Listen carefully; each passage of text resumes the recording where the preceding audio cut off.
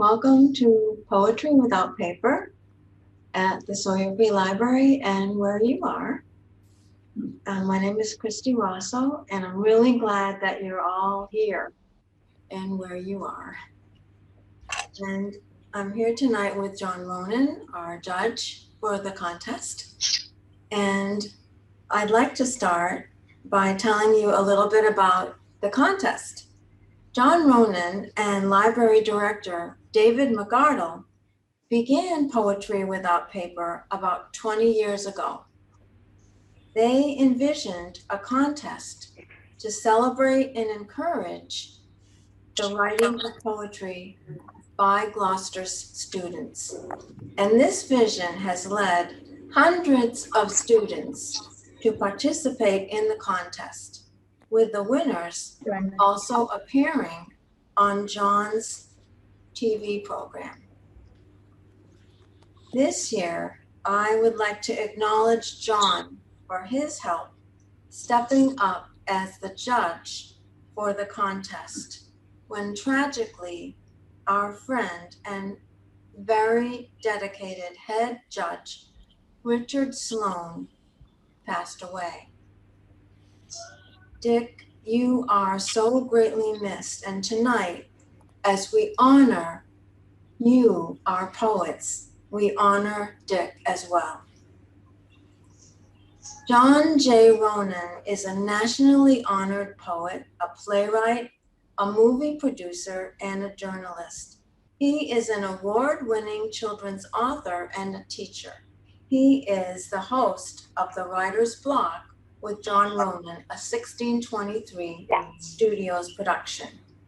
I am very honored to introduce our 2008 Poet Laureate and National Endowment for the Arts Fellow, J Ronan.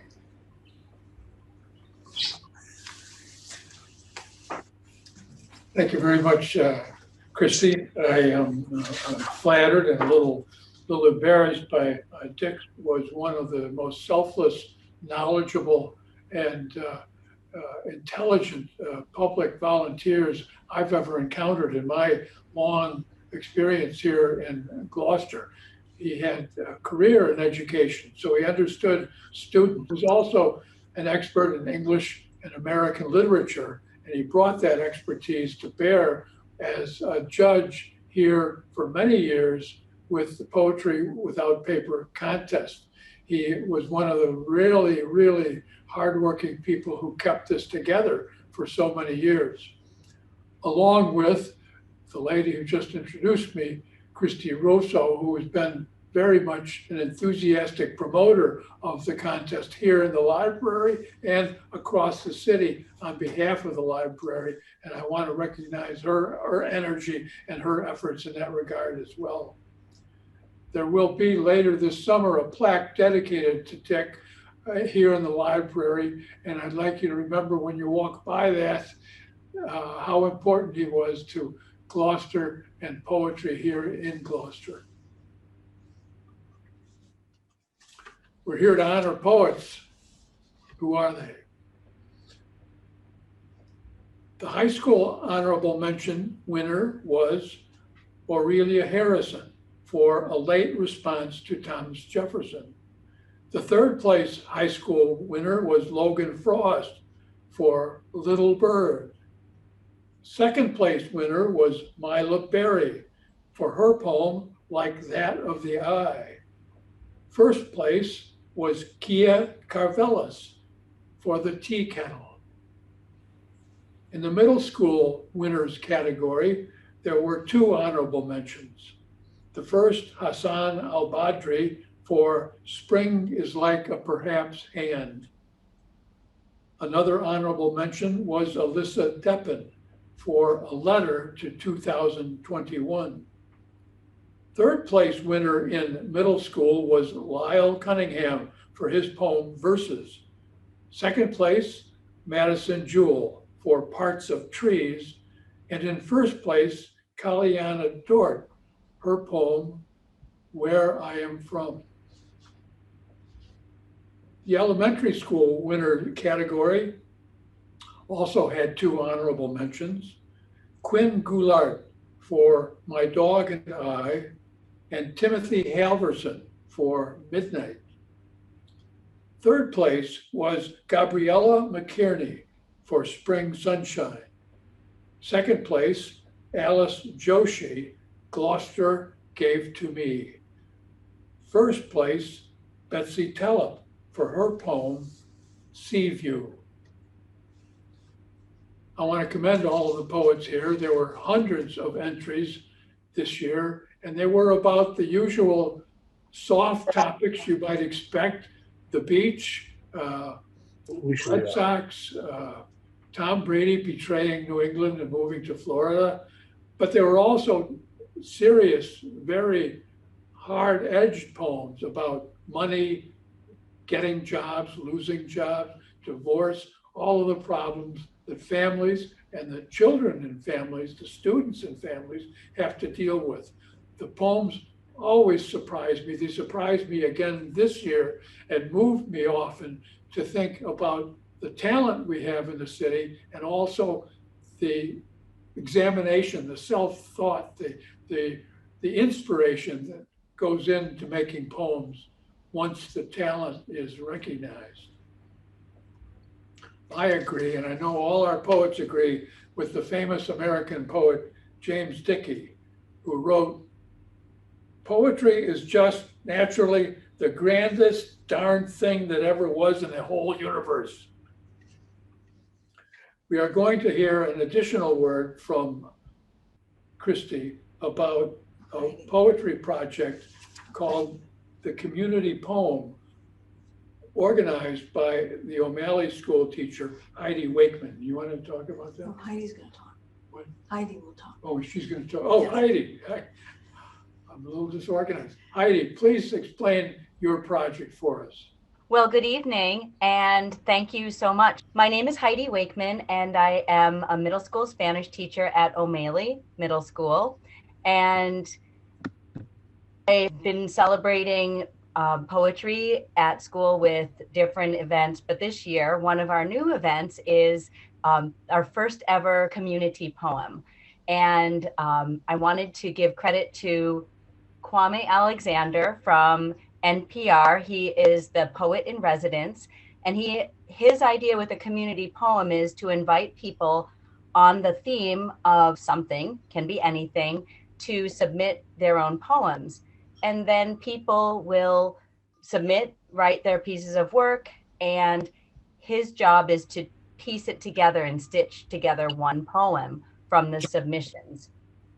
So I took the idea from another poet, Laura Kelly Fanucci, for When This Is Over. Oh, my internet seems slow. I apologize.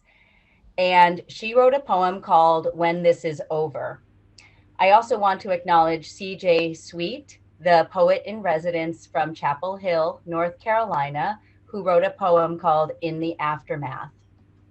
We received only 17 submissions, 3 adults, 14 students. I want a special shout out to Mrs. Hands, 6th grade, remote house. And the poems were very moving, as J Ronan said.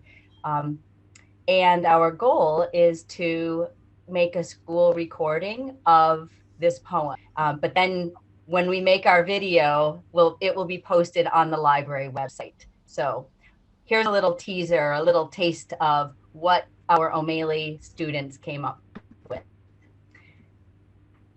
When this is over. When this is over, my mask will come off, and then the other masks I wear, a well-armored suit or a shield or a guard. When this is over and the world isn't driven by fear, and people no longer cover their faces, smiles spread ear to ear. When this is over, I hope to find a clover. It was fun at first, but now it's turning to the worst. I won't be afraid. We are still together as a community. Our safety, our health, we can value every hug. We are all going through this together. We are going to end it together. I will take off the mask. I will have big summer parties. I will head back to school. I will hug family members. I will go on vacations, and I will be free from my house.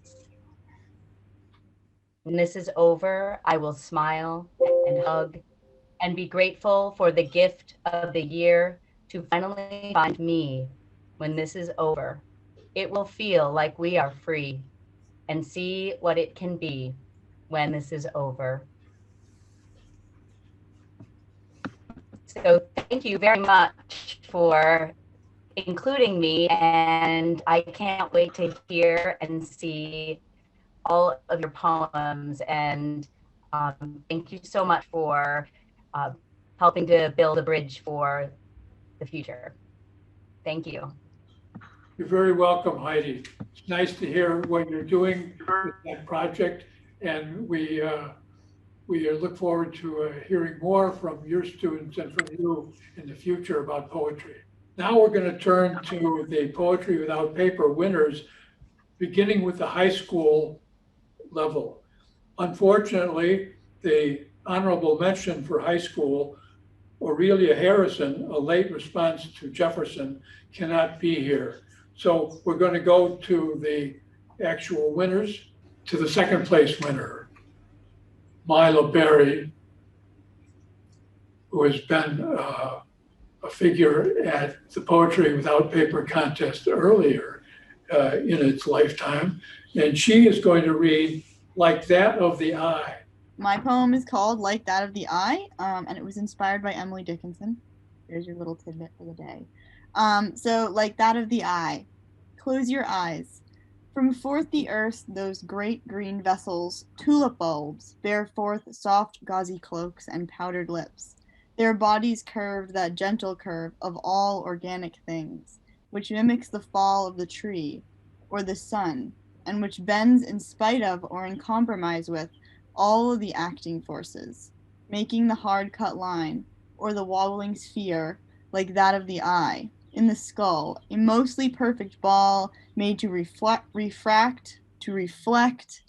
the light that bends around all things, the light that is a particle in a wave and makes a form in an almost perfect human orb, which is wet and sort of slimy, and rests in a hollowed out bone like a powdery tulip's head, with its thin brown veins called roots, which see deep, deep to the bottom of the cavity. A rock, probably granite, lines the seam of the socket, and the bulb is moist and slippery and curves and sees up and out and in every direction. Thank you very much. I'm going to clap here at the library. Thank you for that, Milo. The first place winner in the high school category is Kaya Carvelis, and she's going to read for us her poem, her winning poem, The Tea Kettle. Hi. So yeah, it's the Tea Kettle. It's a confessional poem that I actually wrote last year. And yeah, I guess I'm gonna read it. This feeling of anxiety and sadness that I can't control. When two people turned my life upside down. No one to turn to express my feelings. I feel like a tea kettle that after a while I might just blow. Steam overwhelming my life. My mind and heart slowly wash away, not feeling how hot I am. I might just blow. Blow all my feelings out of me and force myself not to feel but still live. Forcing everyone out of my life and not letting anyone in. Like how a tea kettle blows all of the steam out and only keeps the water in. Scream. Two people that flipped my life and made me this way. The domino effect hits this family of mine. Soon way more people become like me. Tea kettles. Everyone wants to help and take me off the burner, thinking it will stop someone who I can let in, someone who moves me. They weren't afraid of the burn. They lifted me up and let me become cool again. My scream slows down. I don't feel as hot. Scream. I will no longer blow. Thank you. Thank you, Kia. We're going to move on now to the middle school winners. So we will go to the third place winner in the middle school category, who is Lyle Cunningham, and ask him to read his poem, Verses. Lyle, can you read that for us, please? Verses. Poetry, so raw and pure, hewn of the finest words. Fresh out of the fiery kiln of the mind, laced with sorrow and resentment and affection and delight. Each hastily stitched with the needle of the pen. Each link in this imperfect chain, tirelessly molded, formed and sculpted, out of and into random phrases, which interlock and click and link together into something more powerful than one word, one phrase, one line, one stanza. Poetry, so raw and pure, hewn of the finest words, fresh out of the fiery kiln of the mind, laced with compassion and despair and meaning and regret, fresh out of the fiery kiln of the mind, quenched in ink.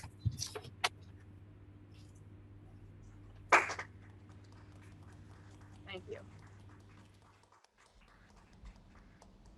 Thank you very much. We'll now move to the second place winner in the middle school category, a poem by Madison Jewell titled Parts of Trees. Madison, will you read that for us? Parts of trees. Picked up off the ground, flowing through the breeze, once attached, now fallen, smaller parts of trees. Fall wind blows, crashing through windows. You close the shutters and walk away. Blown through the window, now it shall stay. Dried and brown, a shell of its former self. Yellow, green, red. Full of fear, footsteps grow near, left alone with not one shed tear. Footsteps grow quiet, stopping in their tracks, picked up from its resting place, rush to the window where it is placed, watching the trees sway with grace.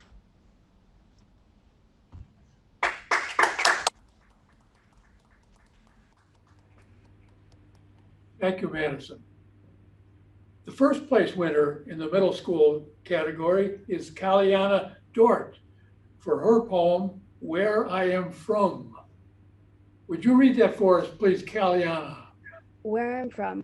I am from distractions and trauma, depression and hate. I am from where dreams and lives were crushed to pieces with no hope in sight.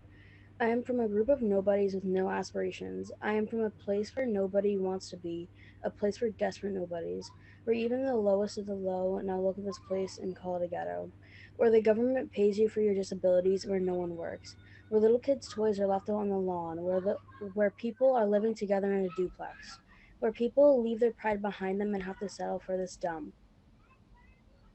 I am from parents who are separated who live separate lives. I'm from one who has anxiety through the roof but holds every moment with his kids. This man is my father, and he's the glue that holds our love together. I'm from one who chases love and never finds it for long. One who wants to be valuable to more than her children. One who has been broken multiple times, puts herself together and puts a mask on. This is my mother. She tries her hardest for her children. I'm from sisters that act like they love me, but they do not show it. A home where two sisters moved away from us. A place where my sisters use my vulnerability to throw me insults about two people who've made a long impact on my life. One sister who has her own problems, who hides it with her own friends, who is rude and as useless and as dumb as stones. One sister that says she cares for me but throws my life out of her way. Asks me to do favors for her, but I have shut down to the point where I could care less because where I'm from defines me. From a little kid, I was brought up liking life, but life brought me down, enslaved to its nightmares.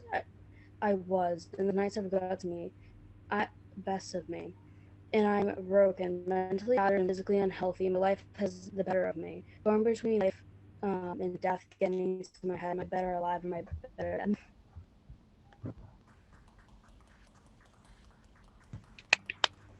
Thank you, Kalyana. We'll now move on to the elementary school category, and the first of the two honorable mentions, who is Quinn Goulart. My dog and I. My dog sleeps, my dog eats, and my dog plays and plays. My dog sniffs, my dog drinks, and my dog licks my face. My dog runs, my dog sits, and my dog chews a bone. My dog is soft, my dog is sweet. With her, I'm not alone. Thank you. Wonderful, thank you. The second honorable mention is Timothy Halverson for his poem, Midnight. My poem's called Midnight. Night strikes. You're alone in the pitch black woods. Owls hit you, mosquitoes bite you, then someone screams. You pretend you imagined it, but walk a bit faster. Thank you. Third place in the elementary category is Gabriella McKierney for her poem, Spring Sunshine. Sunny weather forever, ponds full of rebirth, raking up all the dead leaves and sticks, island trips to peaks. Nimble creatures come out of hibernation, Gabriella out and about enjoying this lovely season. Sun breaks through the rain clouds, umbrellas close and parasols open, never missing one day unless the sky is gray, soon to open dozens of flowers with the rain's help. Hi, I say to my marvelous sun, I look up to my yellow star. Night says goodbye as sun says hello, every day I hope is as great as today.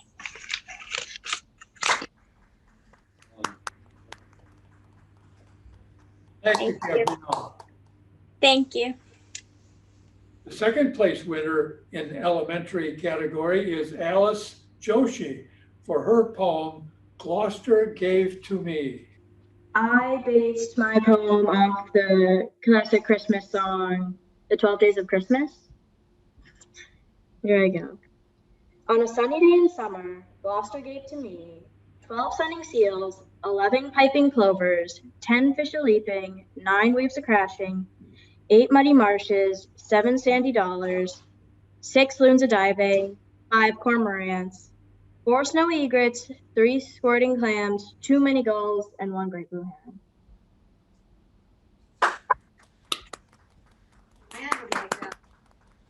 Very good, Alice. Thank you. The first place winner, elementary school, is Betsy Tellep for her poem, Sea View. Sea view. Seals bask in the sun as they try to run against the waves of glory. The wind ruffles the seagulls' feathers as they glide gracefully atop of the infinite blue sky.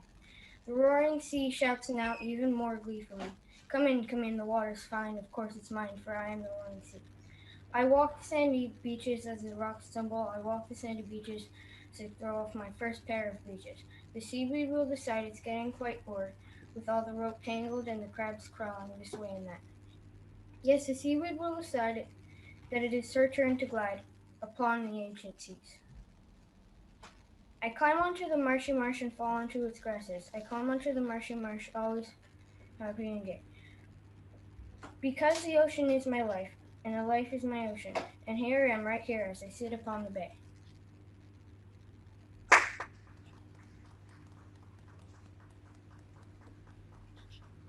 Thank you very much, Betsy.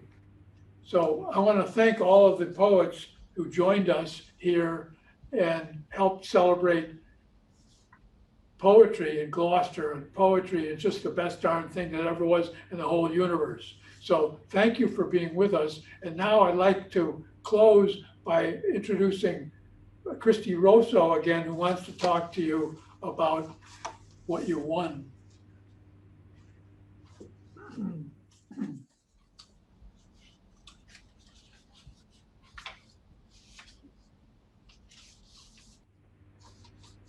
Well, congratulations, everybody. You did a great job. And now it's time for the prizes. I wish you had them in your hands right now, but you can come and get them at the library starting tomorrow. And our hours are 10 to 5, Monday, Tuesday, Wednesday, and Friday. And on Thursday, we're open 12 to 6. And on Saturday, starting this week, 10 to 1. You don't have to come to the curbside. You can come right into Children's and pick up your prizes. And just tell us your name. We'll have everything there. They're right here behind me, all ready for you to get them. So we'll welcome you to come in. And anytime that I just told you, you can call if you have any questions, and we'll be glad to help you. I hope you have a great evening, and thank you so much for joining us for Poetry Without Paper. Bye for now, everybody.